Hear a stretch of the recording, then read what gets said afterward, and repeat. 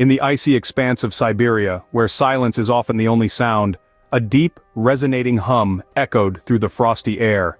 It was a sound that should not be. It was the sound of the impossible, an auditory anomaly that defied explanation. This hum was not of this world but emanated from the unfathomable depths of the earth, a chilling reminder of the mysteries that lie beneath our feet. In the late 20th century, a drilling project of epic proportions took place in Siberia. The goal was simple yet audacious: to bore a hole deeper into the earth than ever before. The project, initiated by the Russian government, was a testament to human curiosity and our relentless pursuit of knowledge. But as the drill bit further and further into the crust, the project took a dark turn. The drill descended 14.4 kilometers into the earth, piercing through solid rock and into a cavernous void that, according to all geological understanding, should not have existed. The team of scientists, baffled by this unexpected development, decided to lower an array of instruments, including a microphone, into the cavern. What they encountered next was beyond comprehension. The air inside the cavern was toxic, filled with gases that should not have been present at such depths.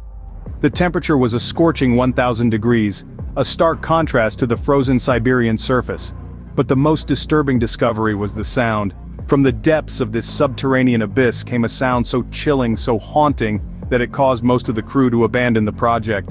They called it the Well to Hell. The story of this drilling project, shrouded in mystery and controversy, has left a lasting impact. The sounds from the borehole were never fully explained. Some believe they were natural, a result of geological processes. Others insist they were supernatural, a glimpse into a realm beyond our understanding. This tale, whether fact or fiction, serves as a stark reminder of the mysteries that still elude us.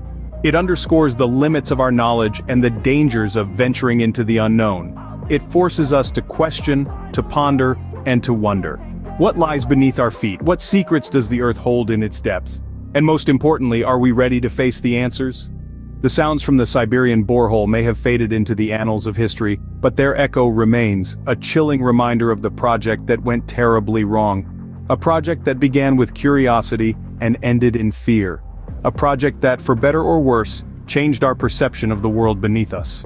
In the end, the sounds from the borehole serve as a cautionary tale, a warning of the unforeseen consequences of our relentless pursuit of knowledge.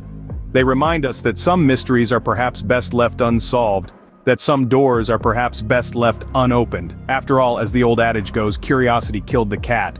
But in this case, curiosity opened the gates of hell. And that's a chilling thought, isn't it?